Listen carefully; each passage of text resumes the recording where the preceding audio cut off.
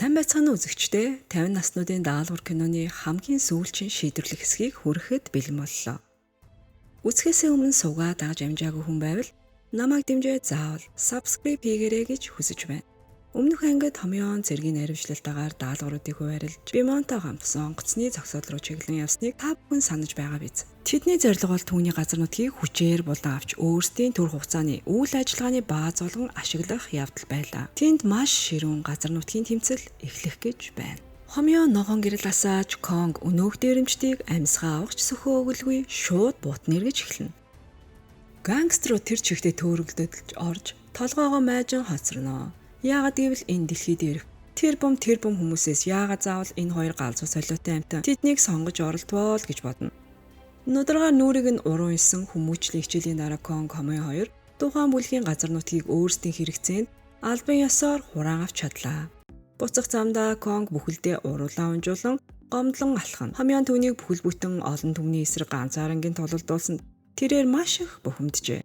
Тэд зорилгодоо хүрмэгцээ эцэст нь тэндээс одноо. Хотын нөгөө талд Бимон соонтой хүчээ нэгтгсэн байлаа. Тэр хоёр ирэх үйл ажиллагааны давцанг бэлтгэхийн тулд хүнд даацын кран ашиглахаар усан онгоцны зогсоол руу чиглэж байлаа. Үүний өмнө тэд дөрвөлээ уулзаж Хомёон нарийн үүрэг даалгавар хуваарлан бүх зүйлийг илүү жигд ажилуулахын тулд тэднийг тактикийн хоёр баг болгон хуваарлсан юм.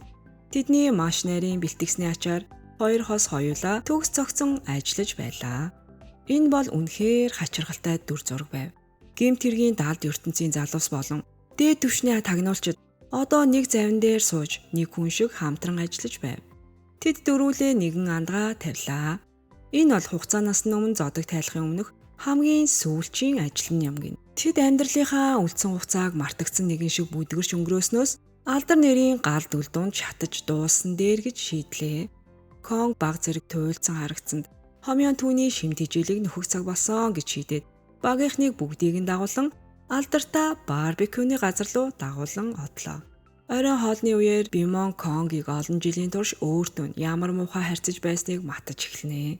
Тэрээр сүүлийн 10 жилийн турш хүнсний дэлгүүрт ажиллахдаа хугацаанд дууссан хоолноос өөр юу ч идэж чадахгүй байснаа гомдлож гарлаа. Сон Хомёон хоёр түүний төлөө үнэн зүрхнээсээ харамсаж Конгийг ийм нарийн харамч дарга байсныхын төлөө зэмлэж ухаан суулгах үгс хэлээд эхэлнэ.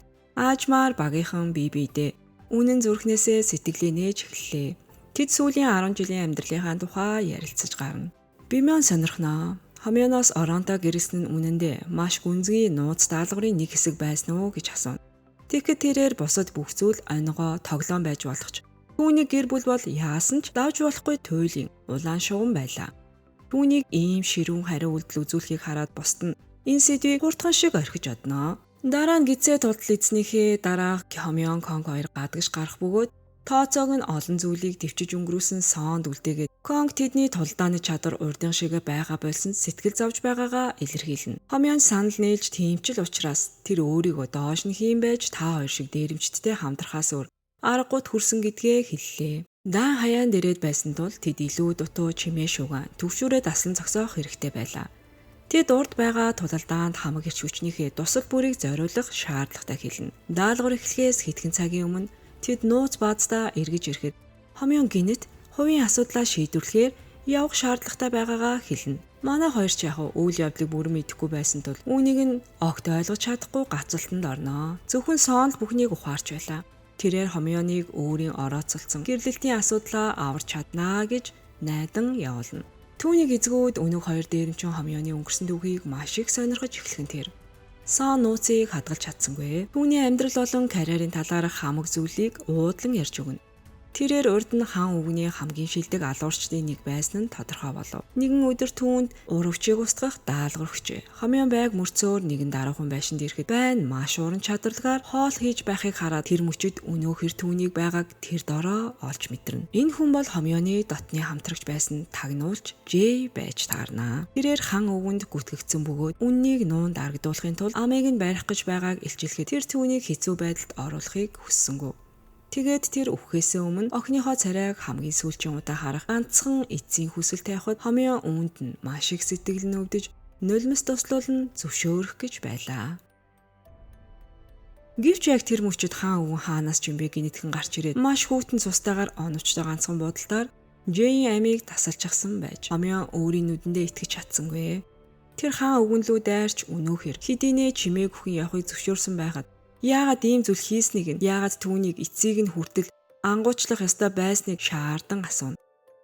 Хаан зүгээр л түүнийг дэндүү сэтгэлийн хөдөлгөөнтэй бусдын өгөнд амархан автдаг сул дойроо нэгэн хэмээн тохуурхнаа. Тэгээд түүнд хэргийн газрыг цэвэрлэж ард нь үлдхийг хүүтнээр тушаасан байв. Хэргийн газрыг цэвэрлэж байх үед найзынх нь жаахан охин сургуулаасаа гэрлүүгөө баяртаа гэгч нь гүйж явахыг хараад түүний зүрх сэтгэл тэр чигтээ имхэрч шаналн унаж байлаа. Охин гэрт нь ямар эмгэнэл болоод байгааг огт гадарлахгүй байлаа. Энэ нь түүний хувьд сэтгэл зүйн асар том цохилт болсон юм. Тэрээр арчаагүй байдал болон харамслын асар хүнд ачаанд бүрэн автжээ. Хожим нь тэр өөрийн гэр бүлтэй болж хүүтэй болсны дараач энэ айдас түүнийг байнга дагдаг байв. Нэг л өдөр хаан өгөн түүний гэр бүлийн талаар олж мэдээд мөрөө болохын тулд тэднийг бүгдийг нь чимээгүй болгохыг гэсэн айдастай амьдарсан байв. Анх ресторанд ажиллаж эхлэхдээ тэр орооноос зориуд зайгаа барьдаг байж. Гэвч хувь тавилангийн шогломоор тэр хоёр нэг шөнийн харилцаанд орж орхино. Дараа нь орон түн дээр ирж жирэмсэн болсон гэх мэдээг дуулгаж бүсгүй түнд ямар нэгэн хариуцлага хүлээх албагүй гэдгийг шууд хэлнэ. Эцсийн эцэс тэр хэдийнэ 40 настай байсан бөгөөд энэ хүүхдийг тэнгэрээс өгсөн гайхамшиг гэж харж байлаа. Гэвч Хомёо бол асуудлаас угтдаг төрлийн хүн биш байв. Тэр өөрийн хийсэн үйлдэлийн төлөө бат цогсох ёстой гэдгээ итгэдэг нэгэн байсан юм. Тэгээд л тэрхүү гинти явдлын дараа манай хоёр нэг гэрт орж эхнэр нөхөр болцоожээ. Өнөө цаг чилчгэд Хомёо ресторанд буцаж ирэх боловч эхнэрийнхээ нүрийг харахаас маш их хичнээн. Түүний хадам үүнийг нь олж хараад биеийг нь шалахаар яарангүйж ирээд өвгөн түүнд эхнэрээсээ яаж ууштал гуйх талаар хэд хэдэн мэрэгжлийн зөвлөгөө өгөхийг хичээх боловч Хомёо үүнийг нь огт хүлээж авах сөхөөгүй харагдана. Дараа нь хадам өөрийнхөө түүхийг хуваалцнаа. Тэрээр олон жилийн өмнө хамаг мөнгөө луйрдуулж гэр бүлээ дагуулan хөдөөрөө буцхаас өөр аргагүй хүрчээ. Эхнэр нь тэр үе жирэмсэн байсан тул тэр үннийг хэлж зүрхлээгүй байсан аж.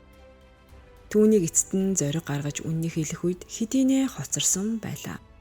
Аимшиг тосол түүний эхнэрийг үүр даваад явчихсан байж. Тэр Хомёод энэ боломжийг яг одоо ашиглахыг энэ гомдол үл ойлголцлыг дахиж бүү сунжруул гэж анхааруулнаа.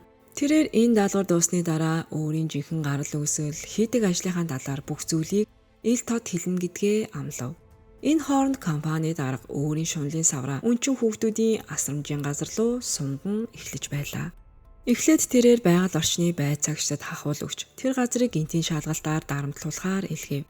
Байцаагчид сургуулийн орчин хүүхдүүдийг эрүүл саруул өсгөхөд дэндүү хуучирч мууцсан гэж гоочлж гарна. Тэд өөрийг барагдуулахын тулд асрамжийн газрыг бүхэлд нь шинжилэн засварлах эсвэл бүрмөсөн хаах шаардлагатай гэсэн тулгын шаардалт тавинаа.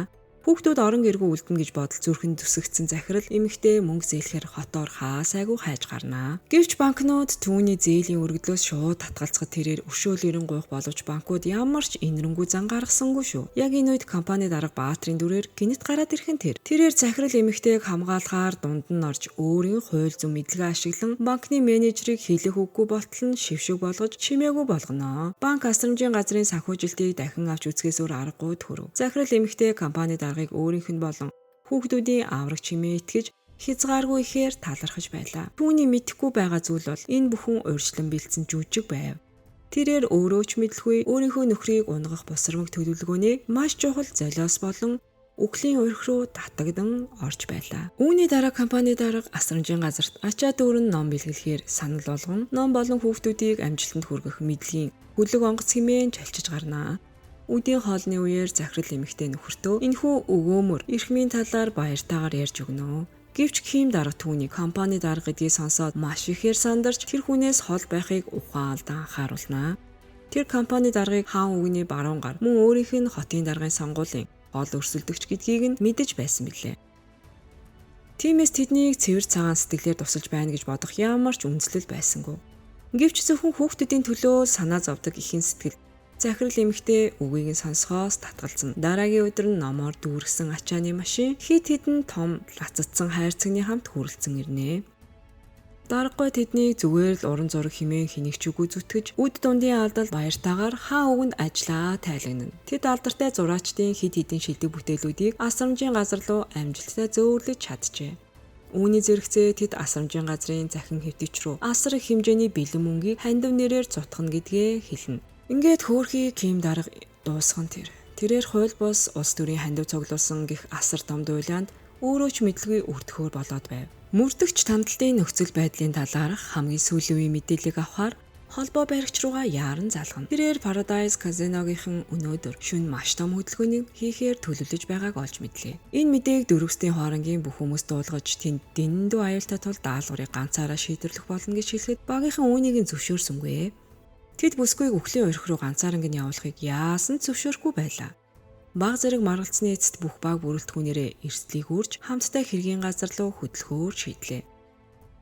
Тэр шөнө казиногийн босс ингүү туслахуудаа цуглуулан хамгийн сүүлчийн зоригжуулах яриагаа хийн. Өнөөдөр бол тэдний хувьд амь уу эсвэл үхлүү гэдгийг шийдэх экзэгтэй мөч байлаа. Ингээд тэдний ирээдүй тэр чигтээ энэ ганцхан хилцлийн амжилтаас хамаарах болоод байв. Энэ хооронд Намилийн муу найзууд түүнийг өндөр цалинтай амархан ажил гэж хууран усан онгоцны зогсоол руу чирээд авчирсан байлаа. Намил ингүү болон түүний бүлэглэлийг хармагцаад зүрхэн сандран хүчтэй цохилж эхэлнэ. Тэрээр сүүдэрт нуугдаж үл үзэгдэхийг хичээх боловч хоёр дээр тэр дороо олж хараад түүнийг нэрээр нь дуудах бөгөөд үхтлээ айсан Намил зугтахыг орол. Гэвч түүнийг боссын гар хөл болгосод маш хурдан замаас нь тосч шүүрэн авхан тэр. За ингээд энэ хооронд мөрдөгчийн баг хэргийн газар дээр хүрэлцэн ирлээ. Олноороо хамт хөдөлгөл нууцлал задарна гэдгийг ухаарсан тэрээр бага хувааж ганцаараа дотгош нэвтэрхээр шийднэ. Бүсгүй харанхууруу чимээгүйхэн уусан орлоо. Гэвч жисэн бүсгүйг тэнд хамгаалтгүй ганцаараа үлдээхийг дэвчиж чадахгүй тул араас нь нууцаар дагаж байлаа. Дөрөвсдийн хооронд Пак охидтой хуучланга мөрдөгч болон жисэн хоёрын дунд нэг л романтик оч бадарч дотн химнэл үүсэт байгааг шоолон ярилццгаана. Энэ үед дүр зураг хилцэл рүү шилжин. Ингүү болон худалдан авагчид нүүр тулан зогсож байлаа. Босс худалдан авагчдад бүтээгдэхүүний дээжээс амсуулж тэрээр бүтээгдэхүүнд маш өндөр үнэлгээ өг. Тэгээд хүн бүрийн нүд агаарт дүүжлэгдсэн асар том чингэлэг рүү чиглэнэ. Энэхүү чингэлэг нь хар тамхиар зах хүртлээ дүүрсэн байв. Ингүү ирчүүддээ чингэлгийг доошлуулахыг тушаах боловч замын дунд Бимон хөдөлгөөний оролцоо хийж механизмыг эвдэж сүйтгэсэн байлаа. Ингэснээр өнөөх чингэлэг болон түүнийг хамгаалж байсан дээрэмчид агаарт тэр чихтэй гацаж хоцорно. Ингүү одоогоор сандарсангүй шүү. Тэр бэ төлөвлөгөөгөө хэрэгжүүлэхийг шаардах боловч түүнийг маш хатуу гашуун үнэн хүлээж байлаа. Бимон Караныг ашиглан ингүүгийн бүх нөөц хамгаалагчдыг хэдийнэ тэнгэр тултал дээшээ өргөчгсөн байв. Эдгээр дээрэмчид хичнээн догшин ширүүн байлаач тийм өндрөөс доошоо өсрөх зоригтой аавынхүү тэдний дунд ганцч байсангүй. Тайз бэлэн болсон тул одоо манай супер баатрууд сүрлэгээр гарч ирэх цаг нь боллоо. Гангструуд тэр чигтээ мэл гайхаж хоцорноо. Манай хоёр домог тэдний хувьд шүүгч тангарахтны шүү. Бас цаазын ял гүйцэтгэгч нь болохоор хүрэлцэн ирсэн нь энэ байв. Энэхүү цагаан өхлийг өмнөд Солонгос руу зутган орохыг таслан зогсоохоор Эрс шийдсэн хомьёо халааснасаа алсын удирдлагатаа тесрэгч гаргаж ирээд хамаг ачааг там руу илгээхээр бэлтнэ. Гэвч техникийн бүтлгүүтэл гарах нь тэрэ. Бөмбөг дэлбэрсэнгүү. Тэд довчлуурыг маш их даарсан ч өнөөх гайхал нь дэлбэрэхээс татгалцсан тэр. Өндөр технологийн төлөвлөгөөний талаар болсон тул бид хамгийн хэрцгий ширүүн арга руугаа шилжихээс өөр аргагүй болцгов. Энэ нь яг л тоормсгүй машин шиг урагш давшин орж асар том гардан тулааны өмнө лүү толгой дайран орхоор болно. Энэ бол хинэнч бие барихгүй жинхэнэ чөлөөт тулаан байлаа. Нас бие үл харгалзан хомьёон конг хоёрын тулааны чадвар үхлийн аюултай хിവэр байлаа. Тулаан яг оргил цэгтээ хурж байх үед өнөөх найдваргүй бөмбөг эцэст нь нэгэмсэрж дэлбэрэхээр шийдсэн бололтой. Хар тамхи агаарт бутран сарниж усан онгоцны зогсоол дээр яг л өвлийн засан шуурга шиг бууж эхэлнэ. Ингүү өөрийн хамаг хөрөнгө баялаг нь салхинд хийсэн одож байгааг хараад тэр үнэхээр бүрэн сүрчээ. Тэр хомьёон конг хоёрын хэсэг хэсгээр нь дасчиж хахыг хүсэх мэт уурсах боловч ирчүүд нь хэрэгцээгүй болсныг хараад улчгар зангаа гарганаа. Тэр намилыг чирч гаргаж ирээд хүзүүнд нь хутга тулгаж эдгээр залуусын нэг нь хүүгийн нахцах мөнгө байх таа гэмээн хамаг дэнчингээ тавьж байлаа. Ойролцоо газар мөрдөгч жисүүний хамт энэ бүх өмнө саманыг секунд бүрийг камертаа буулган суuna. Мөрдөгч камерыг ойтуулан татхад жисүүний царай тэр дороо цонхиж орхив. Тэр өөрийн хайртай зээд үгийнх нь хүзүүнд хутга тулгачихсныг олж харах нь тэр. Тэрээр шууд л сохроор дайран ороход бэлэн байсан ч мөрдөгч түүнийг тогтоон барьлаа. Ямар ч төлөвлөгөөгүйгээр шууд дайхан зүгээр л амиа хорлох даалгавар байлаа. Өөрийнхөө догшин араатын шиг дурсамжийг сэргээхийг зөвхрөнгөө баран хүссэн жисэн. Бүсгүй саваа атгуулад өөрийнх нь толгой руу чадах чинээгээр хүчтэй зохиод өгөөч ээ гэж шаардав. Ингээд хүчтэй цохилт авсныхаа дараа тэрээр яг л өгсөн мэт газар унчихнаа. Бүсгүй сандарч өөрийгөө түүнийг үнэхээр алчглаа гэж үхтлэн айн багийн бусад гишүүдийг яаралтаа туслахаар ирэхийг хашгиран дуудана. Хомьёо намилыг жисүүний зээ мөн гэдгийг тэр дороо танив. Дээрэмчдийг барьцааны хүнд гар хүргэхийг хүсээгүй тул тэр хэлэлцээрийг эхлүүлэхийг хичээх боловч яг тэр мөчөд Жисүн яг л жинхэнэ дайны бурхан шиг сүрлэгээр гараад ирлээ шүү.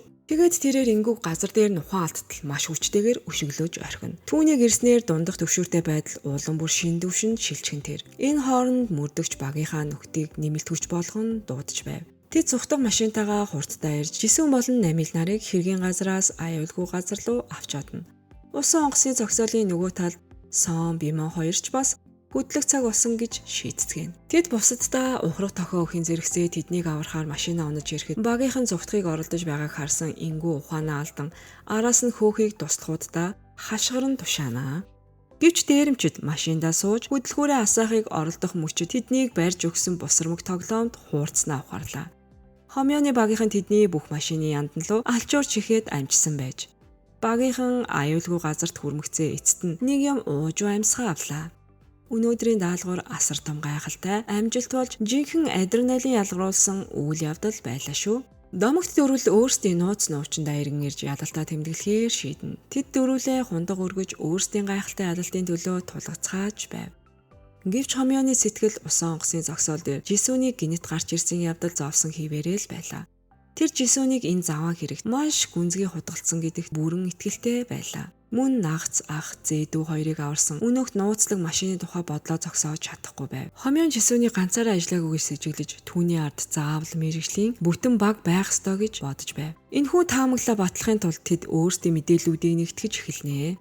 Хомьёон Бимионы хяналтын камеруудыг хакердахыг хүснэ. Дараа нь Сом Хомьёон хоёр далайн айраг дээр шар айраг уун суцгааж найзыгаа ийм их сэтгэлээр унсан байхыг харсан Сом Хомьёоны гэр бүлийнхээ асуудал санаа зовж байна гэж бодохч үнэн дээр түүний жинхэнэ төвшөр бол Жисүний нөхцөл байдал гэдгийг илчилнэ. Иннээс гадна тэр Жисүнийг аварсан өнөөх жолооч нь үнэн дээр эмэгтэй цагдаа Микён байсныг дуулгав. Конгийг дэндүү сэтгэл хөдлөлөөр хандаж даалгаврыг сүйтгэхүй гэж айсандаа тэр түүнийг хэлж зүрхлээгүй байсан байж. Одоохондоо тэд яаран дүгнэлт хийж болохгүй. Тэд хяналтын камерын бичлэгийн үр дүн хүлээх хэрэгтэй байв. Энэ хооронд Жисүн эргээд ухаарсан байлаа. Түүний зээ намил үхтлэн нах захта тийм их сэтгэлийн зовлон учруулж дарамтуулсандоо гимшиг сэтгэлд бүрэн автсан байв.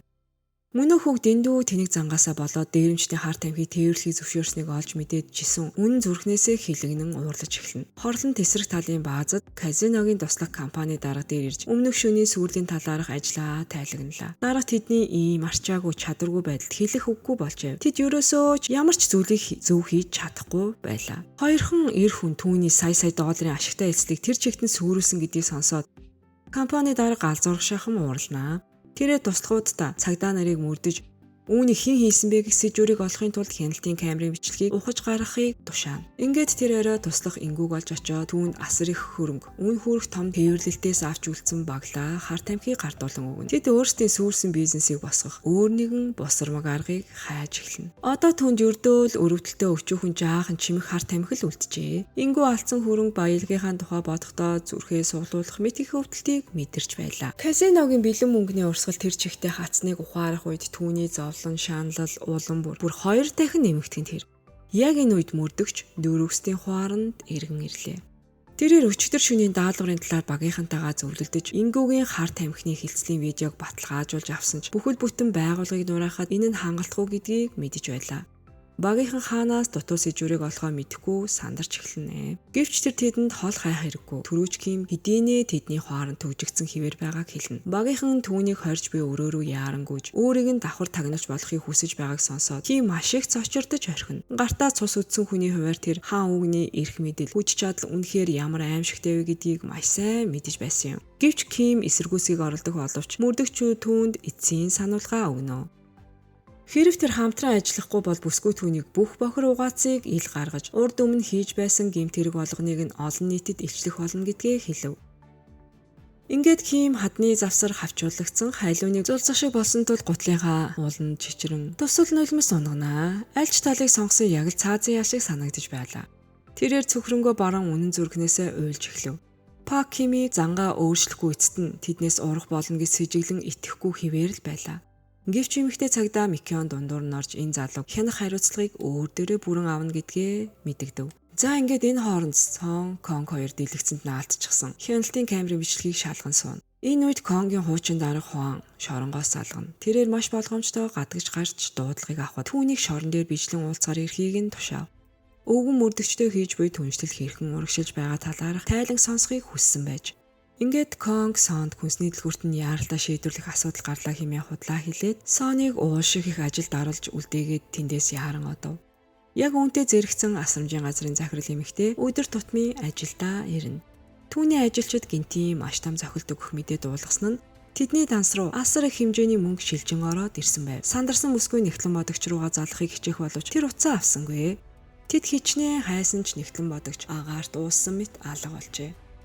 Буцаад ресторанд ирэхэд Ким дарга ердийнхөөрөө хоолоо идэж сууна. Хаа өвгөн үүнтэй уулзгаар гарч ирэх бөгөөд түүний өмнө баглаа бичүүгээр чиднэ. Энэ нь түүний эхнэрийн хахуулын дуулааны нотлох баримтууд байлаа. Ким даргын царай тэр дороо цонхиж орхив. Гэсэн ч тэрээр өөрийн эхнэртэй бүрэн итгэдэг байсан тул ханы хүмүүс түүнд зориудаар урих тавьсан гэдэгт баттайгаар итгэж байв. Хан түүнд эцсийн сануулга өгч хэрв Ким дарга хотын даргын сонгуулиас нэрээ татах юм бол энэ бүх зүйл тэр дороо замархан арилнаа гэж хэлнэ. Хэрэг тэр татгалзвал өнөөдөр үдээс хойш гэхэд л энэ түүх хэвлэл мэдээлэлээр шууд цацагдах байв. Ким дарга зүгээр тохуурхан инээж хаан өвгөнд өөрийнхөө нэр хүндийг өчүүхэнш тоохгүй байгаагаа илэрхийлв. Юу ч болсон бай тэр ханыг хотын дарга болгох зорилгодоо хүрэхийг хизээж зөвшөөрөхгүй гэдгээ илэрхийлнэ. Хэрв энэ арал ханы гарт орох юм бол хүн бүрийн хувьд тоглоом дуснаа л гэсэн. Энэ хооронд Хомёон, Бимон хоёр цагдаагийн газрын үүдэнд олон цагаар отод сууна. Эцэст нь тэдний бай болох түрүүч Ким, Микён хоёр гараад ирлээ. Хомёон Кимийг хааны худалдаж авсан гар хөл гэдгийг мэдгч Микён яагаад түүнтэй хамт байгааг огт ойлгож чадахгүй гацна. Харин Бимо Микёныг муу хүмүш гэж зүтгэж бүсгүйг сүүлийн 3 жилийн турш хүнсний дэлгүүрт хямдхан бэлэн хоол идэхээр ирдэг байсныг нь хэлнэ. Хэрв тэр ханы мөнгөөр тэжээгддэг байсан бол ийм язуу дүдүү нөхцөл амьдрахгүй байх байсан. Тэрээр Конгийг Микёныг энэ заван хэрэг туталцсныг олж мэдэх үед ямар хариу үйлдэл үзүүлэх бол гэдгээс дотроо нууцхан айж байлаа. За ингээд буцаад дөрөвсний хооронд ирэхэд Жисүн гэрээ цэвэрлэж байх боловч Намилийн өвс түүний толгой цурайцаар л байв. Мөрдөгч түүний толгойроо хүчтэй цогсноос хойш түүнд маш ерөнхий транс шүмжүүд ирж байлдааны асар өндөр чадвартай болж байлаа. Тэрээр өөрийн биеийг өнгөрсөн үеэ санаасаа гэж найдан тулааны бэлтгэл хийж эхэлнэ. Үүнийг нь ажиглаж байсан мөрдөгч зүгээр л харж зогсож чадсангүй. Бүсгүй өөрийгөө хүмүүсийн алдагдсан дурсамжийг сэргээхэд тусалдаг маш том мэрэгжилтэн гэдгээ мэдэгдэхин тэр. Ер нь л түүний гарт орсон мэдэн бодилж хуурдаг гэмт хэрэгтнүүд эцэст нь бүх зүйлийг санаж канарын шуу шиг жиргэж хамаг нууцаа хилдэг аж. Тэрээр Жисүнийг өнгөрсөн үеийнх нь эд зүйлсийг шинжил сэжүүр олох төлөвлөгөөндөө уруу татна. Цагдаагийн газарт түрүүч Ким утсан дээрээ тоглоом залхуурч байгаад баригдана. Микён энэ залхуу бацаанаас бүрмөсөн залхажээ. Тэр түүнтэй яриа өдөх зорилгоор казиногийн боссын баруун гар болох Гүм руу залхахыг тушаанаа. Хэдэн асуулт асуусны дараа Гүм шин даалгавар өгөхөөр Кимтэй уулзахыг хүсэж байгаагаа хэлв. Микёны сүрдмээр ширүүн харцдоор Ким бүсгүйг хамт агуулж явж болох уу гэж асуух бөгөөд тэрээр дутаяа зөвшөөрнө. Хомёо Микёныг машинаа унаад явж байгааг олж хараад тэр даруй араас нь сүүдэр шиг дагж эхэлнэ. Тэд эзгүрсэн нэгэн усан онгоцны зогсоод руу чиглэн тавхиж байлаа. Ким машинаас бууж Гүмтэй хамт маш найрсаг харилцаа үүсгэн жүжиглэнэ. Тэрээр Микёныг харах мөчтөө түүний дур булаам гоо зүгслэн тэр чихтэй бишрэн гацаж биеэ зүв авч явахыг хичээн хамаг соёлтой төрхөө гаргав. Гүм Кимд усан онгоцны зогсоолын дээрмийн хэргийн хоёр буруутан олохын тулд хяналтын камерын бичлэгүүдийг нэг бүрчлэн ухаж гавж шалгахыг нь тушаана. Ким үр дүнг ингүү тайлагнах уу гэж асуухад тэрээр түүнд ингүү хэдийнэ дууссан бөгөөд Гүм живж буй хөлөг онгоцтой хамт живэх ямар ч бодлого байлаа. Ингээд тэрээр албан ёсоор усан онгоцоо сольж одоо компани даргын төлөө ажиллаж байгаа нь тодорхой болов. Хомёон тэдний энэхүү бүх нууц уулзалтыг өөрийн камертаа бүрэн буулгаж амжжээ. Бимо Микёныг энэ заван хэрэг тутгалцсныг хараад үнэхээр мэл гайхаж шоконд орно. Хэрэг Конг өөрийнх нь шүдэг бурхан шиг бүсгүй буруу зам руу орчихсныг олж мэдвэл түүний ертөнц тэр чихтэй нурам унах болно гэдгээс үхтлээ айж байв. Эцсийн эцэст энэ хорвоод ирэх Конг үнэн зүрхнээсээ итгэдэг ганцхан хүмүүс нь зөвхөн Микён болон Хуан хоёр л байсан юм. Тэрээр Хуаныг өөрийнхөө хамгийн хинт хэцүү харанхуй мөчөд гар сунгасан аврагч эцэг шиг хүн л гэж хардаг байв. Гэвч Хуаны хувьд Конг бол зүгээр л тушаал өгөхөд бэлэн байдаг үнэнч нохой төдийл байлаа. Конг Хуан дээр зочлохоор очиход өвгөн түүнийг зүгээр л маш их сансан бөгөөд бизнесийн яриа бол хоёр дахь асуудал хэмээн жүжиглэнэ. Тэрээр өөрийнх нь амьдралаа даатгаж итгэсэн өргөмөл хүн өөрөөс нь урвсан тухай өрөвдөлтөө түүхийг жалчиж эхэлнэ. Энэ явдал түүнийг Конгос бусад хорвоогийн бүх хүнд итгэх итгэлгүй болгосон гэж зүтгэн. Миний итгэдэг ганц хүн бол чи гэж хэлэх боловч энэ нь түүнд сэтгэл зүйн асар том дарамт өрх байлаа. Конг энэхүү сэтгэл зүйн зайлмих манипуляцаас болоод толгой нь яг тесрэх гэж байлаа. Хамгийн инээдтэй нь Хуан түүнд маш их итгэдэг гэж хэлсэн мөртлөө түүний араас 24-7 цагийн турш тасралтгүй тагнаж мөрдөх хүмүүс гаргасан байлаа. Тэр шөнө Хан өвгөн Ингүүг дуудаж түүний гаргасан туйлын тэнэг алдаануудыг нотлох баримтыг шууд нүүрлэн шидэж орхино. Өөрийнх нь хийсэн бохир хэрэгүүд ил болсныг хараад Ингүү үгтлээ айж байв. Тэрээр өвдөг сүхрэн унаж нулимс туслуулан өшөөлөрн гуйнаа. Гэвч ханы төвчээр нэгэнд дуусчээ. Тэрээр түүний урам хугалсан үйлдэлээс бүр мөсөн залхсан тул Ингүүг хугацаанаас өмнө зоодог тайлуулж хамаг үйл ажиллагааг нь дуу даргаж шилжүүлж байгаагаа зарлана. Үүнийг нь сонсоод Ингүү хорсолдоо шатнаа. Тэрээр өөрийнх нь бүх азгуутлыг дуу дарга цаанаас нь зориуд удирдан зохион байгуулсан гэдэгт бүрэн итгэлтэй байлаа. Тэгээд тэрээр өөрийн туслах гүм рүү хашгирч өнөө шөнө багийнхныгаа яаралтай цуглуулахыг тушаав. Тэрээр дуу даргатай хамгийн сүүлчийн эцсийн тулааныг хийхээр шийджээ. Энэ хооронд мөрдөгч Жисэн хоёр түүний хуучин эд зүйлсийг нэг бүрчлэн ухан шалгав. Тэд өнөөх хар дайшинзыг олох үед уур амьсгал маш ивүү болчихов. Жисүний эр хүн шиг шин чанар нь энд маш том цохилт авах бөгөөд тэр өөрийгөө 100% эр хүн гэж үхэн хатан тангарална. Харин өөр газар Хаан өвгөн туслахдаа Ингүүгийн хувь үнэхээр харамсалтай байна гэж хэлнэ. Хэрв тэр залуу ийм тэнэг байгаагүй бол дахиад хэдэн жил хэрэг болж ашиглаж болох л байсан.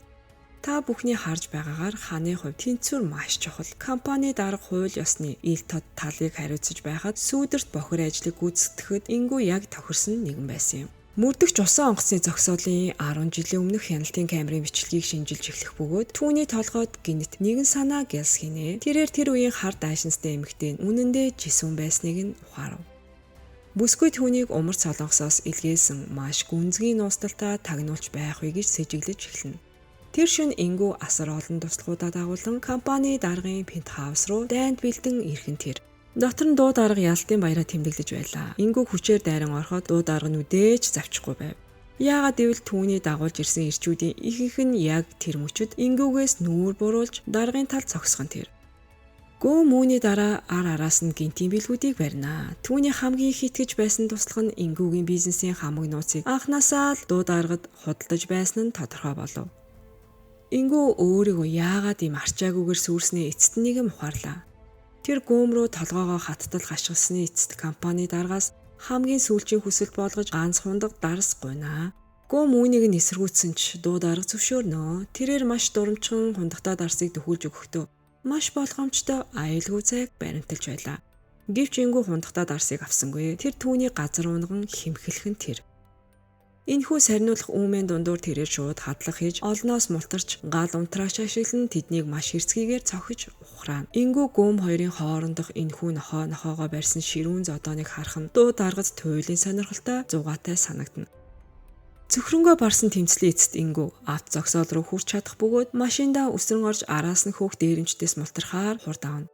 Ингүү үгээр хэлхийн аргагүй амь тэмцэн зүхтаж байлаа. Тэрээр хэрэг боломж олдвол Хаан өвгөн дуу дарга бас өнөөх зайлчин могоо гүмас заавал цусан өшөө авах болно гэж андгаа тавина. Дараагийн өглөө нь ресторан орооны А болон түүний туслах нь бүсгүйгээс өнөөдөр гадагшаа гарах уу гэж асуулаа. Сүүлийн үед ресторан үйлчлүүлэгчдээр тасрахгүй байгаа тул эдгээр хоёр хөвшин ясаараа зүтгэсээр хамаг хүчин барагджээ. Тэд яг л тесрэг цэг дээрээ ирээдээ. Ороон тэдэнд өнөөдөр эндээ үлдэх болно гэж хэлхэн тэр. Ашгүй хоёр хөвшин явж амрахыг хэлээд ресторанд бүх зүйлийг ганцаараа зохицуулнаа гэв. Яг үүнтэй зэрэгцэн телевизээр нэгэн шуурхай мэдээ цацагдана. Ким дарга хотын даргын сонгуулиас албан ёсоор нэрээ татаж байгаагаа зарлах нь тэр. Ороо энэ мэдээг сонсоод маш их гайхаж хоцорноо. Энэ хооронд мөрдөгч гадагш гарахаар бэлдэж байлаа. Жисүн болон түүний зээдүү хувцуугааж байхыг нь олж харна. Тэрээр Жисүнд ойртон очиод уулзаж ярилцахаар нэгэн кафенд хүрэлцэн ирэхийг шивнэн гуйна. Пак Намил хоёр тэр дороо тэдний дунд ямар нэгэн романтик уур амьсгал үүсэж байна гэж таамаглана. Тэд Жисүнийг анхны болзоондоо маш хүчтэй сэтгэл үлдээгээсэй гэж хүссэндээ түүнийг тэр чигт нь шин төрхөөр хувцлаж загварлаг болгож байлаа. Мөрдөгч түүнийг ийм шинэлэг залуухан төрхтэй байхыг хараад үнэхээр сандарч анхаарал нь сарниж бархив. Яг үүнтэй зэрэгцэн орон асрамжийн газрын захирал эмэгтэйн гэрлүү яаран очив. Хөөрхий бүсгүй нөхөр нь нэрээ татснаас болоод сэтгэл зүйн тэр чигтээ сүрсэн байлаа. Нөхрийнх нь карьер галдан шатахад өөрийгөө гол шалтгаан боллоо гэж итгэсэн бүсгүй сэтгэлийн гүн хямралд орсон бөгөөд орон түүнийг тайвшруулахын тулд хам хүчээ шахаж байлаа. Эцэст нь тэр хоёр жинхэнэ хариултыг авахаар өнөөх нэгтлэн бодогчийг мөрдөж олохоор шийдлээ. Энэ хооронд нууц баазад Конг яг л төөрчгсөн сүнс шиг сэтгэлээр үнэн тэнүүчлэн байлаа. Сон хяналтын камерын бичлэгийг шалгасан бөгөөд Конг өнөөдөр хуан дээр зочлохоор явсныг хэдийнэ мэдэж байв. Ингээд түүнд хуучин даргийнхаа тал зогсох уу эсвэл шинэ багтаага хамтрах уу гэдэг дээр сэтгэл 100% маш том гацаанд орж дарчилж байгааг баарч орхино. Яг энэ үед гүмийн гар хөл болсон хүмүүс орон болон асрамжийн газрын захирал эмэгтэй хоёрыг нэгтлэн бодогчийн гэрт ирэхийг олж хараад гүм рүү шууд залгаж матнаа. Тэрээр түрүүч Ким рүү хашгичин тийшээ яаралтай очиж арга хэмжээ авахыг нь тушаав. Цагдаагийн газрын гадна Бимо, Хомё хоёр отож байлаа. Тэгтэл Конг уурсан амтан бүүж ирээд Бимоныг машинаас өшөглөн буулгаж өөрөө зорчигдын суудалд сууглан суучхан тэр. Тэр Хомёнд хандан Сон түнд Микёны гэмт хэргийн бүлэглэлтэй холбогдсон хамаг нууцыг хэлсэн гэдгийг дуулгаж тэр үннээс зүхтгаас залхсан тул одоо үгүй эсвэл амиу гэдгийг нүүр тулан шитгээр иржээ. Хомён түүнийг тайвшруулахыг хичээж сонор сэрэмжтэй байхыг хувийн сэтгэл хөдлөлөөр даалгаврыг баллаж болохгүйг нь анхааруулв. Кафед жисэн мөрдөгчдөө ямар нэгэн хайрын нандин намжлал хүлээж байсан байх. Гэвч бүсгүй түүний өмнө хамгийн эцсийн гинтийн аимшиг цохилтыг өгөх нь тэр түнд өөрийг нь умар цолонгосоос илгээсэн унтаж буй нууц тагнуулч гэдгийг шууд хэлэхэд жисэн маш их шоконд орж түүнийг эрс үгүйсгэнэ. Тэр яг одоо өөрт байгаа амьдралаа алдахыг өчүүхэн ч хүсэхгүй байлаа. Түүний гэр бүл, найз нөхөд хамаг зүйл нь энд байгаа. Энэ хооронд Конг, Хомё хоёр Микёныг дагуулan нэгтлэн бодогчийн гэрлүү хурж ирнэ. Дээрэмчид дотгош нэвтрэх үед Микён дундуур нь орж зогсоохыг хүсэгч Ким түүнийг барьж аваад тэднийг зөвхөн хэргийн газрыг цэвэрлүүлэхээр илгээсэн. Хомён дотгош өөрөө орохоо шийдлээ. Байшин дотор захирал эмэгтэй нэгтлэн бодогчийг байцааж яагаад өөрөөс нь уруусныг шаардан асууж байлаа. Нэгтлэн бодогч хиндэж хэлж чадахгүй хүнд ачаа үүрч гисэн мэт чимээгүй байж хамаг уурыг өөр дээрээ хүлээн. Өөр нэгэн газар одоо ажилгүй бас цөхрөнгөө барсан ингүү таньдаг хүн болгон руугаа залгаж тусламж өсөх боловч бүгд л түүнд хүүтэн царай гаргаж хаалгаа хаана. Тэгтэл тэр жисэн мөрдөгч хоёрыг олж хараад анханасаа л энэ хоёр түүнийг хүүхэл дэшиг хөдөлгөж хамаг гайг тарьсан гэж бодон ухаанаа алдах шахнаа. Тэр хааза тултлан гიშгэж тэдний зүгт бүрэн хурцтайгаар дайрах мөчөд жисэн мөрдөгчийг замаас нь түлхэж амжихч өөрөө машинд хүчтэй цохилтыг бүрэн биеэрээ авч агаарт хэдэн метр шидэгдэн унах нь тэр. Нөгөө талд байшин дотор Хомё нэвтрэн ороход аимшиг дүр зураг түүнийг хугтхан тэр. Түүний алган дээрээ бөөцөөлж хамгаалж ирсэн. Ганц ч удаа чанга дуугаар хашгирч үзээгүй. Хайртай их нэрийг нь хідэн нусгаа бацаанууд бүлэглэн дээрлэхэж байхыг олж харлаа. Хомё тэр чигтээ сохор уур хилэнд автаж тийм амтналаг түүхий хүч үхлийн аюултай наривчлаа дээрэмчдийн нэг нэгэнгүү химгчих бөгөөд ороо өөрийн нөхрийгөө нүдэн дээр нь жинхэнэ тулаанд киноны супер баатар олон хувирхийг хараад ухаан алдах шахан биширнэ. Нөгөө талд ухаан алдахад хүргэсэн энэхүү машины аимшиг тосол санамсаргүй байдлаар жисүүний урдны хамаг мартагдсан дурсамжийг тэр чигт нь буцаан авчирсан байлаа. Нөгөө талд Хомёны эхнэр энэ романтик сүрлэг мөчийн дараа нөхрийгөө яагаад энд байгааг гайхагч энэ яриаг дараа болохоос өөр аргагүй болно.